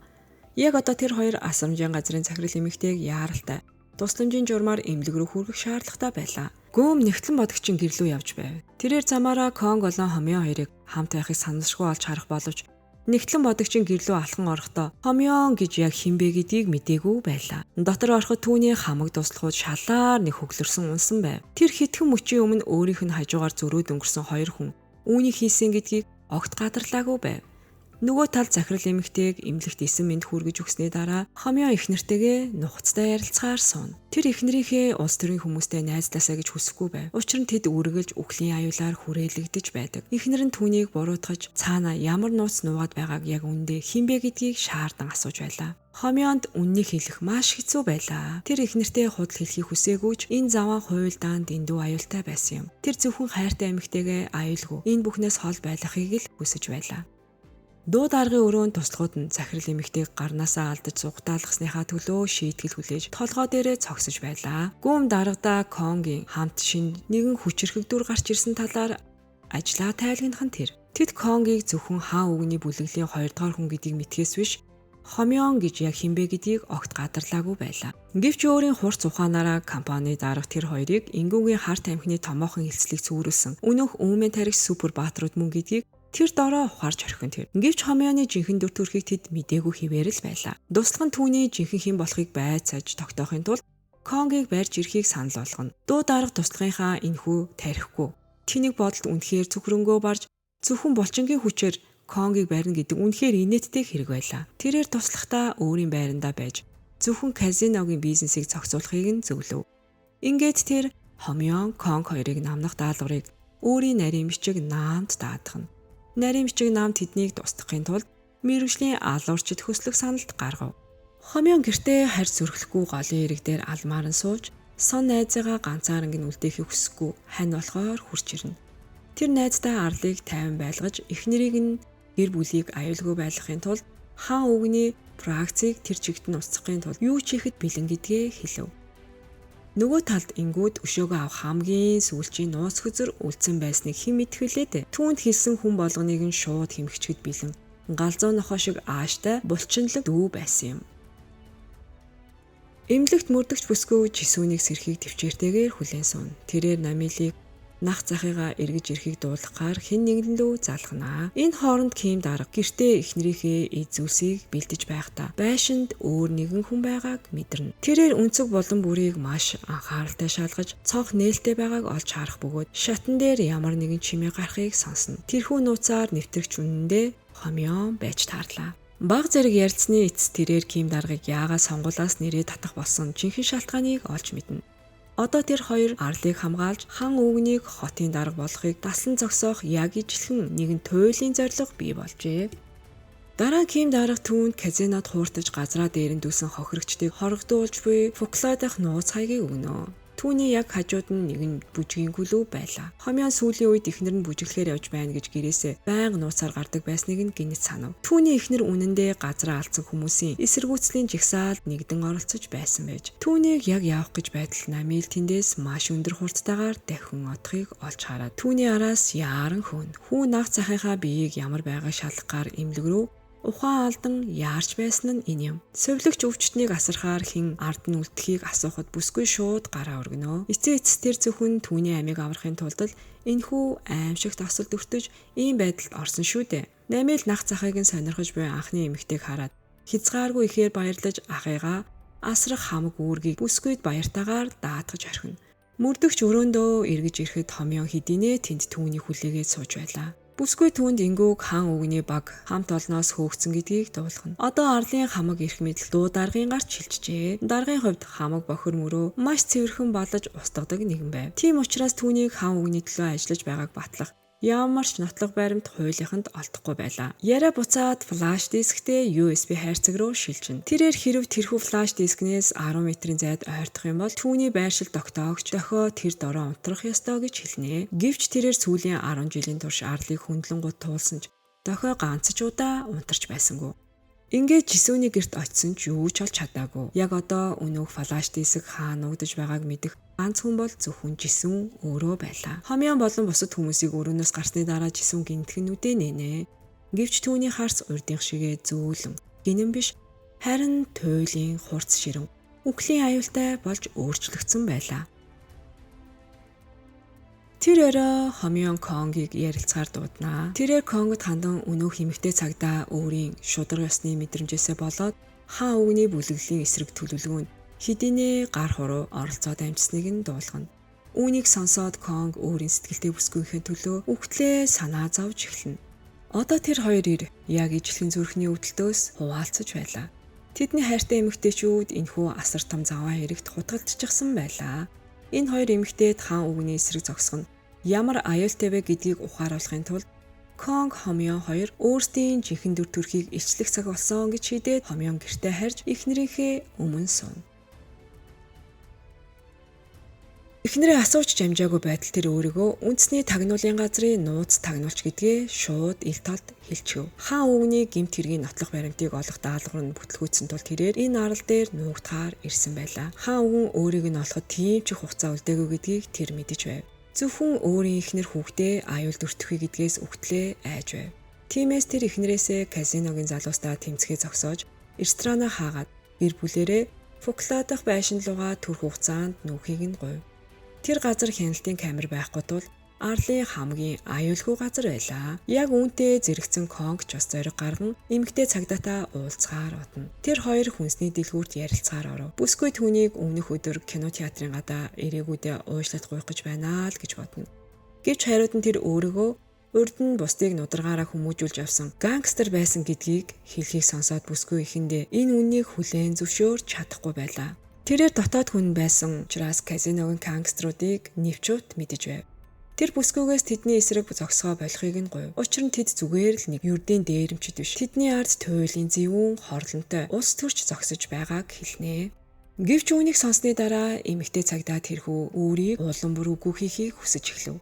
Дээрээс нь тэр бүсгүй бид хоёр ямар хос биш. Би бидээ санаа зовох ямар шаардлага байхгүй гэж хэлээд эргэж хараад явчихв. Бүсгүй энэ үг манай Конгийн зүрхийг тэр чигтэн зүсэж тэрээр харамсандаа чангаар уйлж эхэлнэ. Энэ хооронд эмнэлэгт жисүүн дурсамжаа бүрэн сэргээж алуурчны хурц инстинктээ буцааж авсан байлаа. Тийм учраас тэрээр Хомёоны өөрийнх нь цамсны тэмдэгт нуусан байсан байршил тогтоогчд хөрөмжийг маш хурдан олж илрүүлнэ. Тэр тэмдгээ шидчгээд гэрлүүгээ яваад өгнө. Тэрээр өөрийн аврагч өвгнийг үхийнхээ өмнө хэлсэн үгийг саналаа. Өвгөн хамаг эд зүйлсээ нэгэн толгод дээр болсон гэж хэлсэн ч өнөөх толгод нь дэндүү том тул хаанаас ухаач хинч мэдэхгүй байв. Жисүүн гинэт Хомёоны дурдсан өнөөх дохио дамжуулагчийг саналаа. Яг одоо нарийн бичиг наамын хөсөлсөн алуурчид Конгийг маш анхааралтай дагаж байлаа. Конг үүнийг нь гадарлаагүй тул Хомёон болон Сон нартаа уулзахаар явсаар л. Багийн одоогийн зорилго бол зөвхөн флаш дискийг олох төдий биш. Харин хаан өвгөн энэ арал дээр яг ямар төсөл хэрэгжүүлэх гээд байгааг ухаж гаргахад л оршиж байлаа. Энэ төсөл үнэхээр с ิจ гтэй байв. Бүгд төлөвлөгөөгөө тохиролцоод таран отоход Конг өөрийн үнэнч дүү Бимонд хандан эмэгтэй цагдааг маш анхааралтай ажиглаж байхыг нь гуйна. Хэр бүсгүй ямар нэгэн аюул дүртэх юм бол өөрт нь тэр даруй мэдэгдэхийг тушаалаа. Бима үүнд дурамчхан байсан ч хайртай ахынхаа төлөө энэ ажлыг авахаас өөр аргагүй боллоо. Багийнхан өөрсдийн нууц баазыг нь алуурчид хэдийнэ олчихсныг гадарлалгүй гэр гэрлүүгээ одно. Эмнэлэгт мөрдөгч бүсгүй дөнгөж сэрээд Жисүүнийг алга болсныг олж мэднэ. Тэрээр Хомёон болон бусад хүмүүсийг яаралдаа дуудлаа. Жисүүний биед байршил тогтоогч байгаа тул олно гэдэгтээ бүрэн итгэлтэй байлаа. Гэвч түүнийг өрөөний шалан дээр хөглөрөн гэвтэж би өнөөх чипийг харах мөчөд яг л нүүрлүгээ алгадуулах шиг маш том цохилт авчихсан тэр. Бүгд сандарч байхаа мэдэхгүй гацаж байх яг тэр мөчөд Жисүүн өөрөө өрөөнд гинэтгэн алхан ороод ирхэн тэр. Тэрээр зүгээр л дахианы мах идмээр санагдаад авахаар явсан юм аа хэмээн гимзэмгүй царайлж үргэлжлүүлэн жүжиглсээр л байв. Яг энэ үе дуу даргын хүмүүс домогт өрөвлийн нууц баазыг олж доторх хамаг зүйлийг нь ормонгоор нь эргүүлж сүйтгэсэн байлаа. Тэндээс хідэн гэрэл зураг болон супер баатрийн маскуудаас өөр ойлгохтой зүйл олдсонгүй. Тэднийг юу ч олж чадсангүй гэж бодох яг тэр мөчөд даргын туслах гүм Хомёоныг өөрт нь байнга хар шоштой гомин хөргөж өгдөг байсан. Өнөөх залуу мөн гэдгийг гинэт санахан тэр. Хомёон Конг хоёрыг тийм ч амар өгөөш биш гэдгийг ухаарсан дуудаар нарийн бичиг наамд хандан алуурчдыг одоохондоо хөдөлгөж болохгүй гэж анхааруулв. Тэрээр ухаалаг зан гаргаж сонирхогчд бие биетэйгээ тэмцэж байх хооронд дундаас нь ашиг олохыг хүсэж байлаа. Тэр манай хоёрыг ашиглан хаан өвгнийг зайлуулах эсвэл хаан өвгнөөр өөрсдөр нь тэднийг устгуулахаар төлөвлөнө. Аль нь ч байсан хамаагүй дуу дарга өөрөө ямар нэгэн хохирол амсахгүйгээр зүгээр л хойш сууж жүжиг үзэхэд хангалттай байв. Бодолтой хөтлөгдсөн тэрээр тэр даруй хаан өвгөнд манай хоёрын байгаа газрыг матчих бөгөөд энэ хөвшин үнэг өнгөрсөн үеийн хоёр зартаа дайснаа хэрхэн шийдвэрлэхийг харахыг тэсэн ядан хүлээн. Өвгөн сүүлийн 10 жилийн турш өвхөн хатан ангуучилж байсан хүмүүс нь өөртөө нь яг ижилхэн нэгэн арал дээр амьдарч байсныг огт гадарлаагүй байсан тул маш их гайхаж хоцорноо. Эмнэлэгт Хомёон Жисүүнийг зүгээр л дахиа авахар гарсан гэдэгт огтгонж үнэмшихгүй байлаа. Тиймээс нэгэн тасралтгүй байцааж нөгөөх нь мэдэн бодолж хуурсаар л байв. Тэрээр байршил тогтоовч чикбиг зориуд хайсан гэдгээ зөрүүдлэн хүлээн зөвшөөрөхгүй байв. Тэр үүнийг зүгээр санамсаргүй байдлаар унахчихсан гэж л зүтгэн. Хомёон гинэт Жисүүн рүү ундааны лааз шитгэхэд маш хурдтайгаар тэрээр Жисүүний ёчтой нэмсэглэлийг маш тодолж харах боловч тэрээр болтолгүй зүгээр зогсоод лаазаар толгой руугаа цохиулчихна. Юунэ сэтгэл нь өвдөгч Хомёон Жисүүний ийм байнга жүжиглдэг заваан зангаас болоод галзуурах шахам уурлаж түүнийг шууд барьж аваад нүтгэчмээр санагдаж байлаа. Хэсэг хугацаанд яг л галзуу солиотой хүн шиг аашилсны эцэс Жисүүн нэгэн болонд нуугдаж Хомёоны хамаг удмаар нь дотроо баахан харааж уураа гаргана. Бүгд тайвширсны дараа мөрдөгч бүсгүйн Жисүүнтэй тусад нь уулзаж ярилцахыг хүснэ. Бүсгүй түнд амийг нь 2 удаа аварсанд үнэн зүрхнээсээ талархаж энэ ачийг заавал хариулах болно гэж амлаж байв. Тэр өөрийн хувийн дугаарыг өгөөд түүнийг хуучин зангаараа гангстер байсан ч хамаагүй өөрийнх нь амийг аварсан баатар гэдэг үнэн хизээч өөрчлөгдөхгүй гэдгийг хэллээ. Тиймээс хизээч хамаагүй тусламж хэрэгтэй бол бүсгүй бэлэн байх болно гэв. Үүний дараа түүнийг гэрлүүнд буцаана. Харин Хомёон өөрийн эхнэр хүүхдээ хэдийнэ нүүчгснийг харж үнэмшиж чадахгүй байлаа. Түүний эхнэр эцэст нь нөхрийнхөө хийж буй хүнд тэмцлийг бүрэн ухаарсан байв. Нөхрөө урд байгаа дайндаа бүрэн анхаарлаа хандуулаг гэ тэр хүүхдтэйгээ хамт хамгийн түрүүнд аюулгүй газар байх ёстойг мэдэж байв. Хомёон хадам аавынхаа талаар асуухад эхнэр нь аавыгаа ресторана хаах тал дээр яагаад ч ятгах чадаагүй гэдгээ хэлв. Хомёон Конгоос тэнд байгаа хүмүүсийг аюулгүй байлгаж харж байхыг гуйлаа. Тэгээд тэр хадам аавыгаа зүгээр байгаа эсхийг шалгахаар ресторан руугаа яарангүй. Азар өвгөн зүгээр байлаа. Тэр хадам аавыгаа дээшээ гарч амраг гээд өөрөө газараа цэвэрлэж хоцорлоо. Түүнийг явсны дараах нь ресторан руу нэгэн үйлчлүүлэгч алхан орж ирлээ. Энэ хүн өөр хинч биш үхлийн аюултай хан өвгөн өөрөө байв. Тэрээр дотгош алхан орж ирмэгцээ түүний эхнэр хүүхдийн талаар шууд сүрдүүлсэн өнгөөр ярьж эхэлнэ. Тэр дэлгүүрийг тойруулан хараад түүний амьдрал одоо дэндүү сайхан байгааг хоржоонтойгоор тэмдэглэж эхлэв. Тэр яагаад ханы бизнесийг ухаж байхаар зүгээр л өөрийн замаараа мөрөөрөө амьдарч чадаагүй юм бэ хэмээн асууж түүний эхнэр хүүхэд бол баталгаатай түүний сул тал мөн байлаа. Гэвч ганцхан секунд айж сандраад өнгөрсний дараа тэрээр хаан өвгний байдлаас нэгэн хачирхалтай зүйлийг анзаарна. Түүн шиг залжин үнэг хэрв хин нэгнийг унахыг хүсвэл чимээгүй хэрцгийгээр хийдэг болохоос биш. Өөрийн биеэр ирж хоосон сүрдүүлэг хийж цагаа өрөхгүй шүү дээ. Хаан өвгөн яг үндэ цаанаа өөрөө өгтлээ айж байгаа хэрэггүй. Хаан өвгөн өнөөх алга болсон флаш дискний талаар дотроо өгтлээд өгчөж байсан тодорхой болов. Тэрээр үүнийг хаана байгааг мэдэж буй эсгэд тэр итгэлгүй байсан тул яаран хөдөлж зүрхлээг байж. Байдлыг нь шууд хэлчихсэнд хаан өвгөн маш их хорсох бодовч явхаас өмнө хіднэн хоосон. Сүрдүүлэг шитгэхээс өөр юу ч хийж чадсангүй тэндээс одно. Энэхүү яриа хомьёоны хамаг ирч хүчийг барагдуулж орхилоо. Тэр улам бүр асар том дайн хаяанд ирээд байгаа гадарлаж байв. Энэ хооронд түүний эхнэр Ким дарагтаа уулзаж байлаа. Дараа бүсгүйд казиногийн эсрэг жагсаа хэсэг хугацаанд зогсоохыг зөвлөв. Бүсгүй зөвхөн аюулгүй газар үлдэх хамаг зүйлийг зохицуулж чадна гэж нөхөртөө итгэх хэрэгтэй байв. Энэ ярианы дараа тэрээр нөхрийнхөө хийж буй хүнд тэмцэл сэтгэлийн зовлон улам бүр гүн гүнзгий ухаарна. Тиймээс тэр шууд гэрлүүгөө харж нөхөртөөгөө ярилцлаа. Тэр дахин бусдын эрэгт хошууд өрөхгүй гэдгийг хэлж одоо зөвхөн өөрийн гэр бүлээл халамжлахыг хүсэж байлаа. Бүсгүй нөхрөөсөө энэ арлыг бүр мөсөн орхиж хаа нэгтээ хоол газар нуугдахыг гуйхад тэрээр яагаад ч явж чадахгүй байлаа. Түүний мөрөн дээр гэр бүлийнх нь болон энэ арлын хувь заяа асар хүнд ачаа дараастай байв. Түүний цорын ганц зорилго бол хаан өвгний хорлонд эзэн гүрнийг бүр мөсөн нураах явдал юм. Энэ үгийг сонсоод эхнэр нь нөхрийнхөө үнэн зүрхнээсээ ойлгож аавыгаа ятгаж ресторана хаалгаад Баклай дахь гэрлүүгээ хамтдаа нүүх болно гэж амлана. Өнөөдөр бол хуучин дарга Хуан шоронгоос сулагдах өдөр байлаа. Санамсаргүй тохиолдлоор түүнийг хамгийн түрүүнд тосч авсан хүн нь өнөөх урвагч туслах байв. Тэрээр одоо хаан өвгний хамгийн ойрын нарийн бичиг болсон байлаа. Хуан өвгөн яг юу хүсэж байгааг харахаар түүнийг дагаж хаан өвгөн дээр очихоор шийднэ. Нөгөө талд мөрдөгч бүсгүй юу нэ хин нэгэн өөрийг нь байнга дагаж буйг мэдэрнэ. Гэвч үхлээс ганц удаа мултарч үдсэн хүний хувьд энэ хороо дээр айх амьд голтой амтан ганцж үлдээгүй байлаа. Тэр сүүлийн хэдэн өдөр мөрдөж олсон хамаг зүйлээ хомьёонд хэлнэ. Хан зөвхөн арлыг бүрэн хяналтандаа авахын тулд хотын даргад нэрээ дэвшүүлж байгаа аж. Энэ арлыг их газраас хол аслагдсан газар гэж хизээж дутуу үнэлж болохгүй. Энэ арал хятад болон Японтой хийх далайн худалдааны хамгийн стратегийн чухал цэг дээр байрладаг байв. Ханы төлөвлөгөөнд энэ арлыг аялал жуулчлалын бүс болгон хөгжүүлнэ гэж заасан байв. Гэвч бодит байдал дээр гадаадын томоохон корпорациуд тэр байтугай якуза нарыг татан оролцуулж мөнгө хөрөнгө оруулалтыг нь зутгаж хуулиас гадуурх зугаа цэнгэлийн бүс байгуулах зорилготой байлаа. Учир нь хаан өвгөн хотын даргын суудад суучихвал хуулийг өөрөө зохиодог нэгэн болж хуурна. Хэрв тэр амжилтанд төрвөл энэ төсөл түүнд тэр бумын алт авчирч энэхүү амар амгалан арал гэмт хэрэгтнүүдийн деважин болох байв. Яг одоо сонгуул аажмаар өндөрлөх шатандаа дөхөж байв. Олон нийтийн нүдэнд ханы нэр хүнд туйлын сайн байлаа. Түүний жинхэнэ дүр төрхийг ард түмэнд харуулахын тулд тэд Paradise Casino-гийн ард тэр байгаа гэдгийг мөн дээрэмчдийг удирдан иргэдийн газрыг дээрэмдэж буй хаттуу нотлох баримтыг яаралтай цуглуулах хэрэгтэй байв. Конг болон түүний баруун гар Бимонаар Жисүнийг 24-7 цагийн турш хянаж байлаа. Энэ нь түүнийг яг л гинэн юу ч мэдэхгүй хүн шиг үргэлжлүүлэн жүжиглэхээс өөр аргагүй төргөн. Өөр нэгэн газар Хуан дарга хаан өвгөнтэй уулзахаар хүрэлцэн ирнэ. Олон жилийн өмнө өөрийг нь өрхтөж шоронд хийсэн хүний өмнө зогсож буй даргад шууд өсрөн очиж ханыг нүүр нүдгүй нүдчмээр санагдаж байв.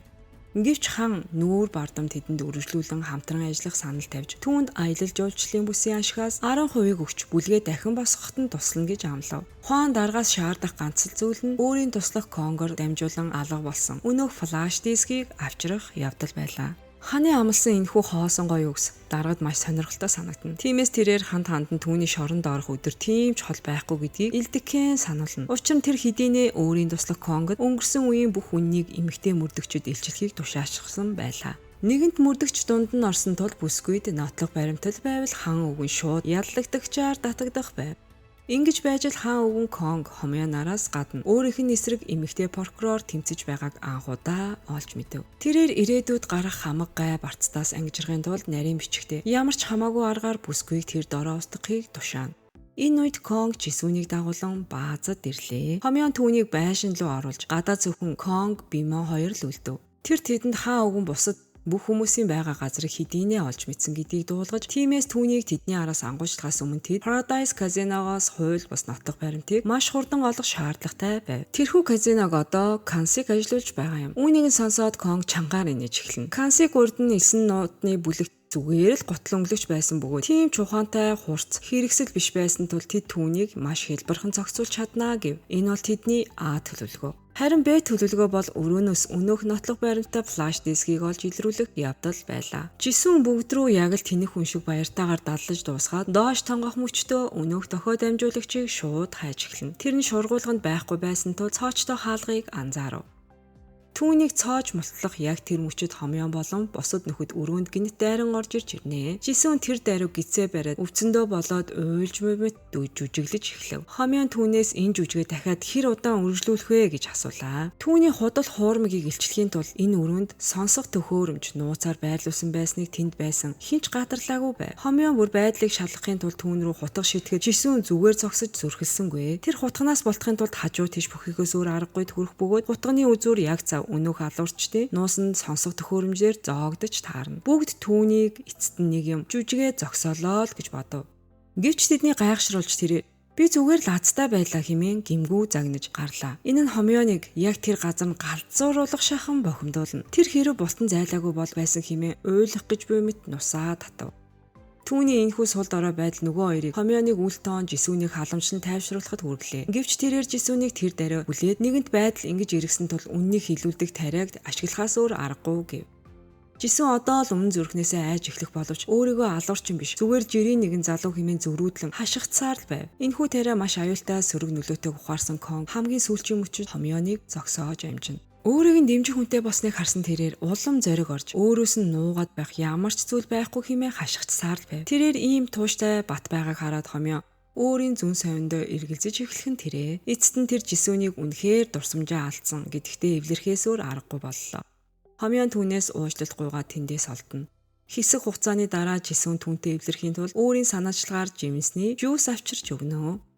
Гэвч тэрээр дэндүү их зантай байсан бөгөөд түүнийг үнэхээр дурсамжаа алдсан гэж итгэсэн тул шүүсийг нь уухыг тоосонгүй. Тэр түүнийг яг хажууд нь багийнхаа төлөвлөгөөг ярьж эхэллээ. Хомьёо хаан өвгөн энэ газрын ард байгаа гих нотлох баримтыг олохоор казино руу явлаа. Энэ хооронд Конг, Бимо хоёр Жисүүнтэй хамт үлднэ. Тэдний ажил бол түүний урд өмнө энэ арал дээр ажиллаж байсан бүх газруудын жагсаалтыг гаргах явдал байлаа. Тэдгээр хуучин байршлуудын аль нэгнээс багийнхан алга болсон флаш дискийг мөрдөн олно гэж найдаж байв. Яг одоо казино дээр Кансиг зөвхөн ил харагдах менежер нь байлаа. Гэвч бодит байдал дээр сар бүр дуу даргын хүмүүс ирж казиногийн хамаг ашиг орлогыг хаман оддог байв.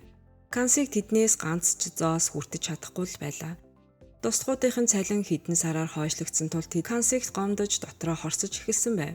Нөгөө талд дуу даргыг хан өвгөн өрөөндөө дуудана. Тэр өөрийгөө өргөөлж түүний хамгийн үр дүнтэй хүчрхэг баруун гар нь байна гэж бодож байлаа.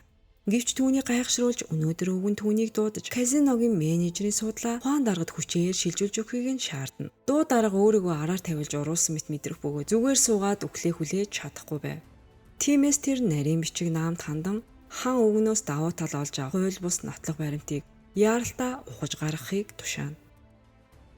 Кансиг казино өөр хүний гар шилжсэн гэх мэдээг гадарлаагүй хэвээр байв. Түүнийг өөрийн суудалд эргэж ирэхэд хуан дарга түүний суудалд маш сүрлэгээр тухлан суугаад түүн рүү инээмсэглэн байхыг харлаа. Тэр ердөө 3 секунд сандарч гацаад дараа нь яаран очиж толгоогоо бүхийлгэнэ. Юу болоод байгааг түүнд хинч хэлээгүйч хэрвээ энэ нь хуучин даргын хүсэж буй зүйл мөн л бол тэр үүний төлөө тэмцэж чадахгүй гэдгээ маш сайн харна. Нөгөө талд нарийн бичиг наам өөрийн мөрдөж олсон мэдээлэлээ дуу дарга дуулахаар маш хурдан эргэж ирнэ.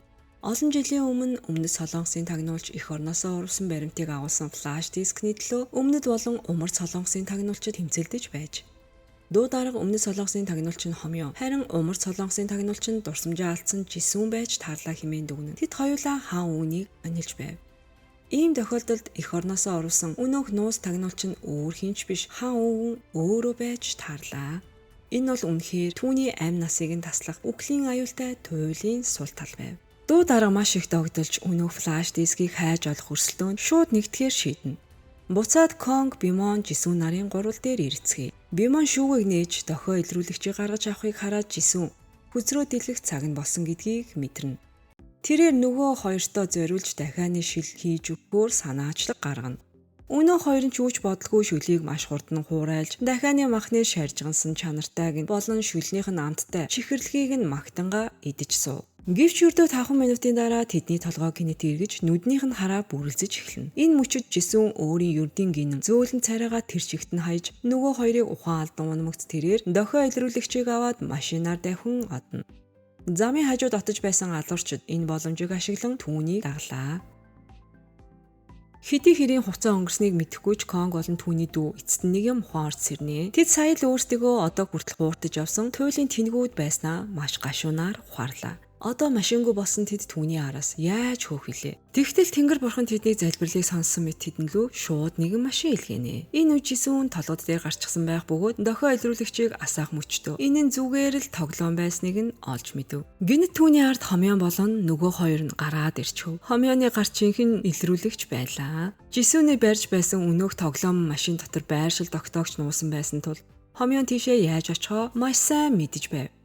Түүний жүжиг ингээд дуслаа. Хомьёо эмнэлэгт байхдаа байршил тогтоогч чипийг хайсныг нь хараад л түүний дурсамж сэргсэнийг цэжиглэж игэлсэн гэдгээ хэлнэ. Тийм учраас тэр нууц баазын хаа сайгүй камер байрлуулж Жисүүнийг дотор нь ганцаарнг нь үлдээсэн байж. Түүний ямар нэгэн зүйл хайж буй хөдөлгөөн бүрийг тэрээр камераар харж байсан байж.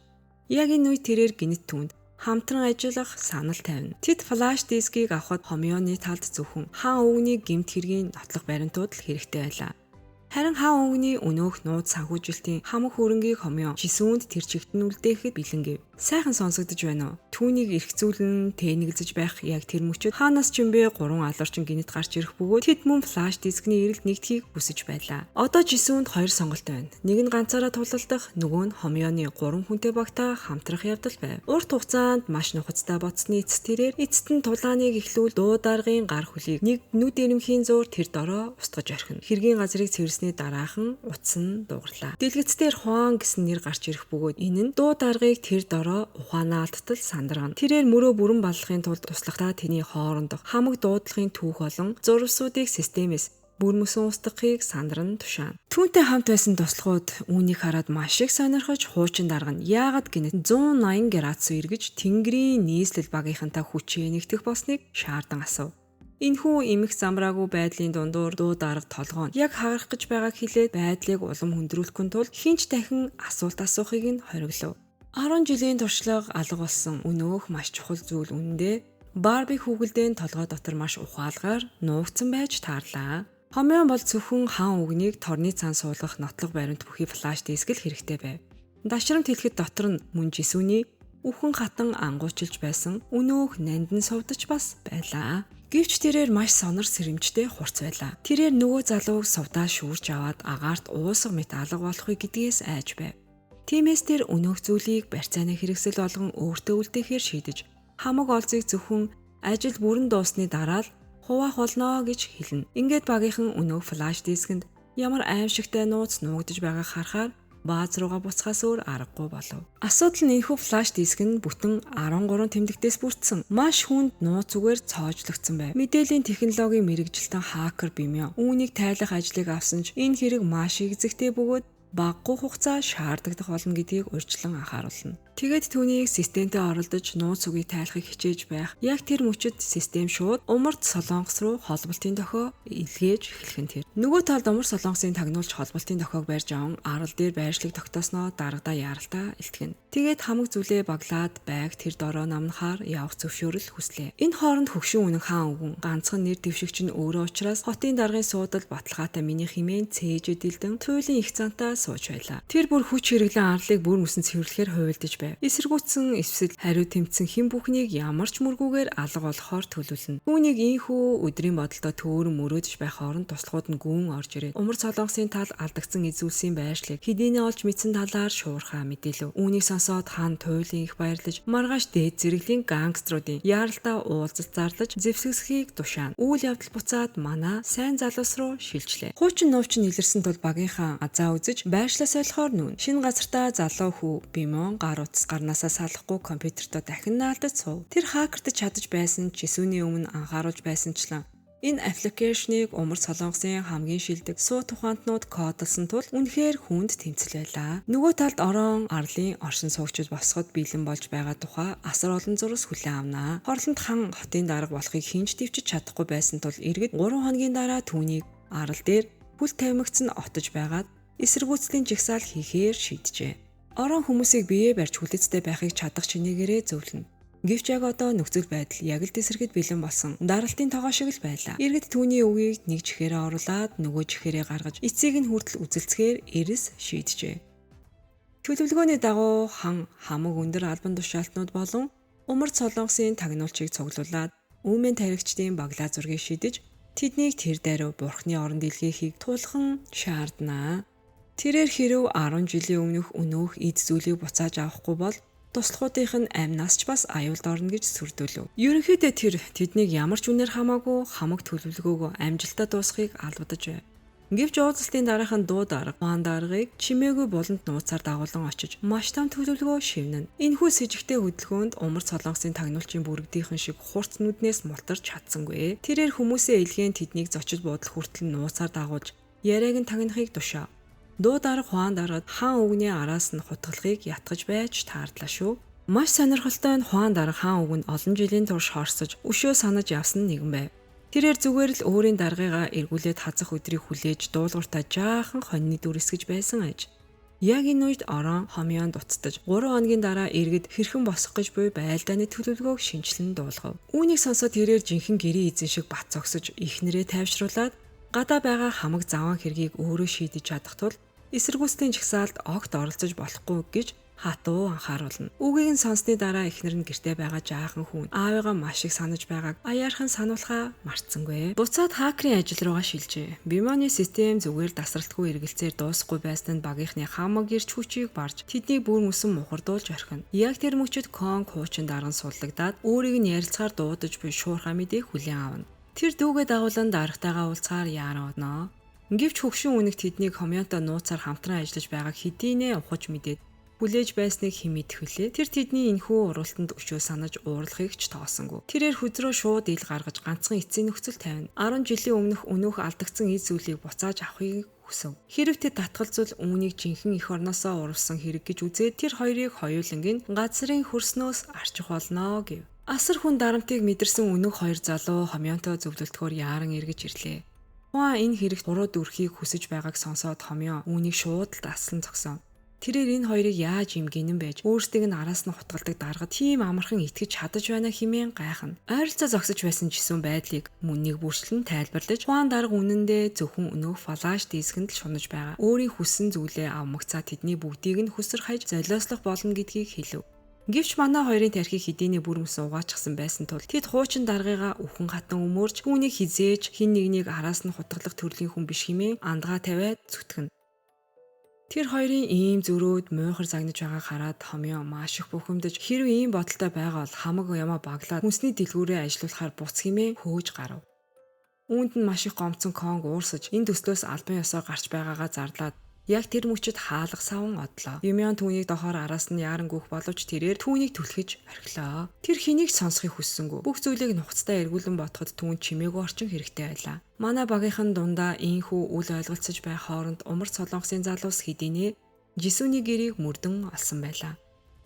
Тэндээс намилын гэрэл зургийг олж хараад тэд хүүг өгөөш болон ашиглах маш заван арга сэтэж олноо. Тэд хүүгийн дугаарыг олж аваад байшинд нь хий алдагдаж дэлбэрэх гэж байна гэж худал түүх зохион намил руу залгав. Жаахан бөгөөд гинэн байсан намил сандарч тэдний худал үгэнд бүрэн хууртагдана. Тэрээр бүжгийн клубт байсан бүсгүйчүүдээс яаран чулаа аваад ямар ч эргэлзээгүйгээр гэрлүүгээ амь тэмцэнгүүлээ. Харин хомёо өөрийн нандин хүү дээрээ очиж зочлохоор түр саатаж жаахан хүн аавыгаа дэндүү удаан хугацаагаар явсанд уруулаа унжуулан гомдлож сув. Тэрээр хүүгээ тэрэн тайвшруулж энэ хилцэл амжилтаа дуусмагс гэртээ бүтэн цагаар үлдэж түүнийг халамжлах болно гэж элдв амлалтаа өгнө. Аавынхаа аяархан шивнэж нөхцөл байдлыг тайлбарлахыг хэсэг хугацаанд сонссны эцэст ухаалаг хүү байдлыг ойлгон дуулууртайхан толгой тохино. Шөнө олоход офицер Микион хүнсний дэлгүүрийн хажуугаар өнгөрч явахдаа гэрэл нь асаалтаа байгааг анзаарч сонирхон татгаш агав. Тэр Конгийг суугаад өвдгөө тэрэн тэр чигтээ сэтгэлээр унчихсан байгааг харлаа. Ердийн цохиолын дагуу тэр бүсгүй түүн рүү төхөж очиод идэх юм байна уу гэж асуув.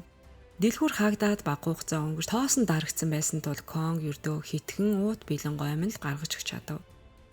Энэхүү гомон идэх дүр зураг дундуур бүсгүй гинтхэн өнгөрсөн үеийнхээ талаар багахан хууч дэлгэн. Тэрээр хүн бүрт өөрчлөгдөх эрх байдаг тул түүний зартаа дээрэмчдийн дарга байсан өнгөрсөн шошго нь өөрт нь огтхон чамаагүй гэдгийг илтгэхээ илэрхийлнэ. Түүний хувьд хүн бүр амьдралаа шинээр эхлүүлэх боломжийг хүртэх хэрэгтэй бөгөөд Конг амьдралынхаа шинэ хуудсыг амжилттай эргүүлж чадна гэдэгт үнэн зургнээсээ найдаж байгаагаа хэлв. Нөгөө талд төгөлдөр хуурын утас шиг туйлын төвшөртэй байдал үүсэж жисэн урдийн умар цолонгосын даргаасаа намидыг барьцаалсан гэх аимшигт мэдээг хүлээн авнаа. Болон шахагдсан тэрээр барьцааны хүүгээр солилцохын тулд 10 жилийн өмнөх өнөөх алдагдсан маш чухал зүйлийг хулгайсгахаас өөр сонголтгүй болов. Тэрээр уулзах газарт ганцаараа очих бөгөөд эдгээр залуус өнөөх зүйлсийг тэр чигтэн залгичаад дараа нах зах зээдүү хоёрыг оюулангийн там руу илгээхээр хэдийнэ төлөвсөн өрх рүү өөрөө алхан орж байгаагаа гадарлахгүй байлаа. Тэнд хурч ирмэгцээ жисэн хэлсэн ёсоор нь өнөөх зүйлийг дуулууртайхан гардуулж өгнө. Умар цолонгосын дарга үүнийг дэндүү амархан ядалт байна гэж бодон ирүүгээ өргөж түүнийг сүүлийн үед ухаанаа алдаж ийм амархан өрхөнд хууртаж юу ч мэдэхгүй маанагдж байна хэмээн ёчтойгоор давхурхаж эхлэв. Түүнийг инхүү туйлын их баярлаж хөөрч байх яг тэр оргил мөчөд жисүүн дээрээс нь хүүтэн ус цацах шиг болж ам нэхээсээ өмнө дөнгөж сая хүлээн авсан бараага жинхэнэ хуурамч уу гэдгийг маш анхааралтай шалгаж үзсэн үү хэмээн тайвнаар сүрэн асуухан тэр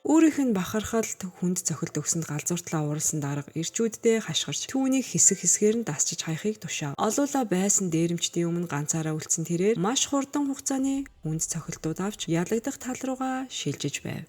Гэвч түүний амнаас дээсний үзүүрт дүүжлэгдэж байх яг тэр эзэгтэй мөчөд түүний аврагч хомёо хаалгыг хөшөглөн дайрч орхон тэр. Үнэндээ цохиол хэдийнэ урьдчилаад эргэжчихсэн байсан юм. Тэрээр жисүүнийг өнөөх эзүүлийг нууцаар хулгайлахаар завдаж байхад нь хэргийн газар дээр нь барьж авсан тул цаана ямар нэгэн заваа үнэртэж байгаа хэдийнэ гадарлсан байж. Түүнээс хариулт нэхэд шахахад найз нь нөхцөл байдлыг нэг бүрчлэн тайлбарлаж өгсөн тул тэрээр арт талын хамгаалалт болохоор дагаж явахаар шийдсэн төдийгүй энэ нь баталгаатай тэдний хийж буй бохир ажлынх нь нэг хэсэг урьдчилан бэлдсэн өрх мөн гэдгийг яг цав таамагласан байв. Өнөө цаг шилжихэд бүх зүйл яг түүний таамаглаж байснаар үнэж байлаа.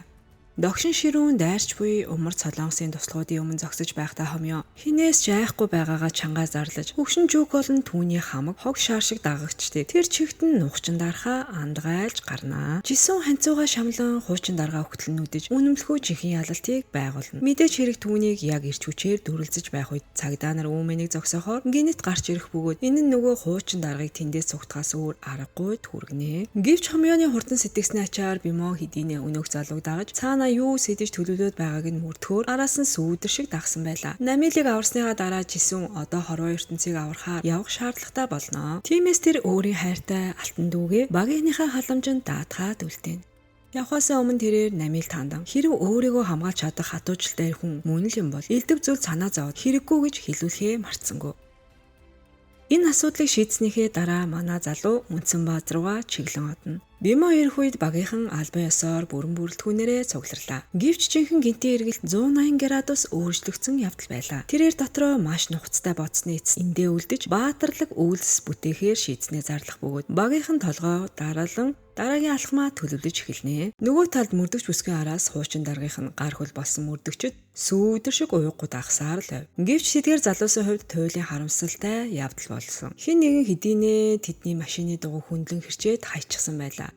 Тэгтэл мөрдөгч бүсгүйг аврахаар бас хэн нэгэн машин унан гарч ирсэн гэж бодно. Тэрээр бүсгүйг хамгаалан хомьёоны багийнхантаа уулзуулахаар дагуулan одно. Туйлын хурц ширүүн гайхалтай харагдах манай багийнхан бүсгүйд ухаж ойлгохтон зориулан гол төлөвлөгөөгөө танилцуулна. Хомьёоны хуучин даргыг нураах гол түлхүүр нь хэвлэл мэдээллийн хэрэгслийг зэвсэг болгон ашиглах явдал байв. Үүнийг тэр дорой ухаарсан бүсгүй энэ түүхийг вирус шиг хурдан тараахын тулд сая гаруй дагагчтай YouTube-ыг ашиглах санал гаргана. Хомьёо үүнийг баяртайгаар зөвшөөрч төлөвлөгөөнд тэр дорой ногоон гэрлээ асаана. Төлөвлөгөө баталгаатай болсныхоо дараа жисүүн болон мөрдөгч бүсгүй нар эцэст нь өөрсдийн орооцолдсон сэтгэлээ зэгцлэх хитгэн мөчийг гаргалаа. Тэдний сэтгэлээ илчлэх мөч нь баг зэрэг болох бас хуучинсаг байсан ч тэд үүнийгээ гал халуун үнсэлтээр нөхөж дундаа нандин андгаа тавинаа. Гэхдээ тэдний яг хажууд нь зогсоод энэхүү өндөр нэгтрэлтэй хайрын жүжигийг амьдаар нь үзэж гуравдагч илүүдэл хүн болохоос өөр аргагүй болсон өөрхий залууг өрөвдөх хэрэгтэй шүү. Үнсэл дуусмагц дайчин прокурор бүсгүй хин нэгний маш том төлөвлөгөөний төлөө залуусыг дагуулахаар бүжгийн клуб руу яаран одно. Бүх баг бүрэлдэхүүнээрээ онилсон газар руугаа хөдөлцгөв. Энэ хооронд Бимон залгаж бүсгүйг дагаж байсан өнөө хоёр зөвүүн мөрдөгчийн нууц нувчийг ягтаг тогтоосноо дуулган. Цаг алдахыг хүсээгүй мөрдөгч болон чисүүнаар урьдчилж бэлдсэн өгөөшөө ашиглан өнөөх мөрдөгчийг умард солонгосын гангструудын үрлүү шууд хөтлөн оруулах нь Тэр газар руу нэвтрэхийн тулд өөрийгөө цэвэрлэгч ажилтан болгон зүсээ хуургаж хаалгыг нь догшоо сан техникийн асуудал гарсан тул суул дөрөг нь яг 3 минутын дотор засаж өгнө хэмээн хамаг худал үгээ чалчина. Юу ч мэдээгүй гинэн гангструуд түүний өрхөнд бүр мөсөн хууртаж аюул гамшигыг өөрсдийн гараар хаалгараа өрөн оруулах нь тэрэ. Яг тохирсон мөчөд мөрдөгч өөрийн дэмжлэг болох мөрдөгчийн багтайгаа хэргийн газарт хүрэлцэн ирлээ. Гэвч хэн нэгэн нодрог зөрүүлж амжихаас ч өмнө асар олон цагдаа нар тэр газрыг гинэтхэн бүр мөсөн бүслэн авах нь тэр. Тэнд зарим гэмт хэрэгтнүүдийг бариучлахад нэмэлт хүч хэрэгтэй байна гэсэн гурамч дуудлага хэдийнэ очижчихсан байж таарлаа. Хүлээгээрээ цагдаа нарыг юу н хэн дуудчихдаг байна. Нөгөө буланд манай ютубер залуу хамаг хэрэгслээ бэлтчихсэн сууж байв. Сүүлийн үед түүний сувгийн хандалт маш их унаад байсан ч тэнгэрээс унсан ийм дээд зэрэглийн дуйлаа шууд дамжуулалтын ачаар түүний үзэлт нь сансар тултал үсэж сурчлагын асар их ашиг олж эхэллээ. Өмнө саманыг сонсоод офицер Микё энэ боломжийг ашиглан хуршүүдийг урайлан босгож жүжиг хэрхэн өрнөхийг харуулахаар хүмүүрийг гадагш гаргана. Гангструуд 2 дугаар давхраас доошо хартал цагдаа нарын тэнгис үүсчихсэн байхыг үзээд өөрсдөө бүр мөсөн сүрснээ тэр дорой ухаарч орхино. Эцэст нь бүзрөө шууд ил гаргаж тэднийг өршлөн бэлдсэн өрх рүү өөртөө алхаа орж ирснийг дуулгаад хэрв эсэргүүцвэл энэ газрыг там руу нь илгээх болно хэмээн сүрлэгээр сүрдүүлж гарнаа. Дээрэмчид өгтлээ аж гартаа гав зүлгэхээр тэр дорой гараа дээш өргөн бууж өгөх нь тэр. Баривчлага ямар ч саад дотгоргүйгээр маш амжилттай болж өндөрлөө. Дээрэмчид бүгд торны цаан суух бөгөөд өнөөх ютубер залуу жинхэнэ тултал нь ашиг олж авилгалч мөрдөгчийн бохир нүр царайг цахим орчинд зад илчилчихэн тэр. Мөрдөгч бүх зүйл бэлэн болсон гэх зурус илгээхэд өөртөө итгэлтэй хомьёон төлөвлөгөөний 2 дугаар шат нь шууд ногоон гэрэл асаана. Дараагийн өдөр нь хаан өвгөн сонгуулийн сурчлагаагаа маш их хүчтэйгээр хийж байлаа. Дуу дарга болон хуан дарга хоёр өөрийг нь араас нь хутгалсан гих гинтийн хүнд цохилт авч дээрээс нь гангстер туслахууд нь ямар ч мөргөө алга болсон байсан ч тэрээр сонгогчд руу сахиусан тэнгэрийн нэмсэглэл тодруулан жүжиглэлтийн дээд зэргийн мастер ангийг үзүүлсээр сув. Түүнийг инхүү жүжиглэж байх яг дундуур хомьёо урилгаггүй зочноор хүрэлцэн ирж жүжигийг нь нурааж орхино. Тэрээр өвгөний нүүрлүү харан түүний амьдралын өдрүүд хэдийнэ тоологдсон бөгөөд хамаг бохир угаацууд нь олон нийтэд дэлгэхтэд бэлэн болсныг шууд хэлнэ. Хан үүнд итгэхгүй байгаа дүрсгэж хөнхөн өнгөрөөхийг хичээхэд хомьёон зүгээр л ёчтой гэх чинь инээмсэглээ. Түүний нэр захим орчинд ямар аимшигтай тэрэнд болж шууган тарж байгааг уцаараа шалгахыг илтгэн зөвлөнө. Хаан үгүй эндэрт буцаж гарахад цугларсан олон түүнлүү яг л үхлийн хутга шидэх мэт маш хуйтан зэвүүн харцаар ширтэж байлаа. Тэрээр телевизээ шалгахтал мөрдөгч шууд хэвлийн баг хурал хийж байхыг хараад тэр дорой ухаанаа алдах шахам сандарнаа. Бүсгүй хамаг үннийг зад уудлан гангструудын хэрэгэ хүлээсэн мэдээллүүдийг дурдж хан өвгөн болон түүний гэмт хэргийн хамтрагчид болох дуу дарга, хуан дарга нарын үйлцэн асар урт гэмт хэргийн жагсаалтыг нэг бүрчлэн илчлэх нь тэр. Болон шахагдсан өвгөн мөрдөгч бүсгүйн даргыг дуудаж шахан бүсгүйг замаас нь зайлуулж хэвлэл мэдээллийн энэ том циркийг тэр даруй хаахыг хүчээр тушаав. Ахлах дарга нь эхэндээ үүнийг эсэргүүцэж ухрахыг хичээх боловч хан тэр дорой халааснасаа сүрдүүлгийн баглаа зураг гаргаж ирнэ. Тэнд өнөөх даргын өөрийнх нь охин шиг бүрзээ охин шиг нь залуухан охидтой зугаацаж буй бохир зургууд байлаа. Ажил амьдралаараа бүр мөсөн цуслагдж энэхүү том дуйлаан цацагдхаас үтлээсэн. Ахлах дарга сүүдээ хавчин хаан өвгний тарьсангайг цэвэрлэхээр дуулууртай ядна. Яг үүнтэй зэрэгцэн дуу Хуан хоёрын хостол хомьёоны уулзах газрыг мөрдөн олж хамаг эзүүдсээ буцааж авахаар шаардав. Хуан дарга өөрийнх нь хуучин туслахуд болох Конг болон Бимонаар бараандаалт ертөнц рүүгээ дахин хизээж буцаж очихгүй гэж эрс шийдсэнийг ухаараа тэр чихтэй шоконд орноо. Дуу дарга асар олон хамгаалагч дагуулж ирсэн хэдий ч цаанаа үнэндээ туйлын хулчгар нэгэн байлаа. Тиймээс тэр хомьёоныг ятгаж өнөөх эд зүйлсийг өөрт нь гардуулан өгөхийг илтгэхин гуйж тэдэнд ямар ч байсан хан гих нэг л нийтийн дайсан байгаа учраас хамтраад түүнийг нурааж болно шүү дээ хэмээн зайл зохиож дундуур нь зохицуулагч болохыг хичээнэ. Тэгтэл яг цагтаа хан өөрөө тэнд хүрэлцэн ирхэн тэр ч бас цаанаа үхтлээж байсан аж. Тэд өөрийг нь араас нь утгалсан гэдгийг мэдэж байсан ч нүүр бардам дуу Хуан хоёр дахин хүчээ нэгтгэж хомьёоны баг руу хамтдаа дайрахыг санал болгоно. Тэдэнд асар том ашгийн зүсэм амлнаа. Үүнийг харсан хомьёо өнөө хоёр даргад хандан илтгэхин сануулга өгөх нь тэр. Ийм хог шар шиг амьтанд итгэх тийм тэнэг хүмүүс байж болохгүй шүү. Гэвч туйлын харамсалтай дуу дарга Хуан дарга хоёр түүний өнөөх хоосон амлалтанд тэр чихтэй хууртаж өрхөнд нь бүрэн орчихон тэрэ. Ингээд гурван том гэмт хэргийн бүлэглэл хүчээ нэгтгэж хомьёоны баг руу бүх хүчээрээ улангасан дайрч эхэлнэ. Тэрээр багийнхан эхэндээ тэндээс сугтах тактиктай байсан ч нуруугаараа ханан тулж ямар ч гарцгүй булан шахагдсан тул өөр сонголт үлдсэнгүй. Тэд эргэж харан амь уу үхлүү гэдгийг үзэхээр хамгийн сүүлчийн шийдэрлэх тулаандаа орлоо. Энэ хооронд мөрдөгч бүсгүй өөрийн дээд албан тушаалтнууд болон нөлөө бүхий том улс төрчдийн дунд маш халуун сандал дээр байцаагтахаар дуудагдсан тэр. Тэд бүсгүйг айлган сүрдүүлж орогдол болон дээрэмчтдээ хуйлцсан хэргийг нь илчлэн химэн сүрдүүлв. Гэвч бүсгийн нүдээд завчихгүйгээр тэдний өдөөс шууд давталж суудлаасаа хөөгдөхөөс өмнө хамаг хэрэгээ хүлээсэн чинь дээр шүүгээд хэлчихв. Өнөөх тэнгүү зөрүүдлэн зүтгэсээр байх үе тэрээр хоёр мөрдөгчийг гол гэрч болгон чирч гаргаж ирээд өөрийн даргийнхын жинхэр бохир төрхийг тэр чигт нь илчлэж орхиноо. Буцаад шийдэрлэх том тулааны талбар дээрээ ирцгээе. Хоёр тал бие биенээ үхтлэн нүдэж байлаа. Азгүй тохиолдлоор бимээ утгалуулж орхих бөгөөд энэ нь Конгийн зүрхийг тэр чигтэн зүснэ.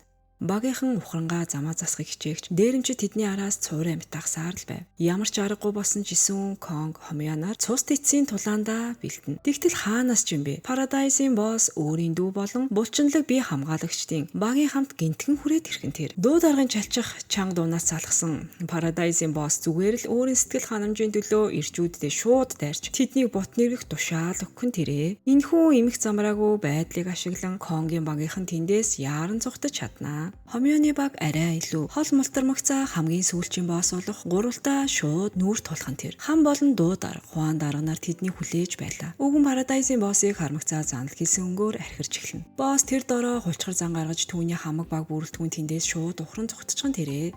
Өвгөн хомьёоныг булан шахаж 10 жилийн өмнөх өнөөх маш чухал флаш диск болон нандин ил зүйлсийг гардуулахыг шаардна. Хомьёо өвгөнд нь орж түүнд өглөө. Өнөөх олзоо гартаа оруулмагцаа маш хэрцгийгээр хомьёоны цээж рүү шууд буудаж орхиод өнөөх гурал хэргийн газраас цухтнаа. Хомьёоны багийнхан түүнийг хүчглээ хэмээн ухаанаа алдтал сандарцгааж байв.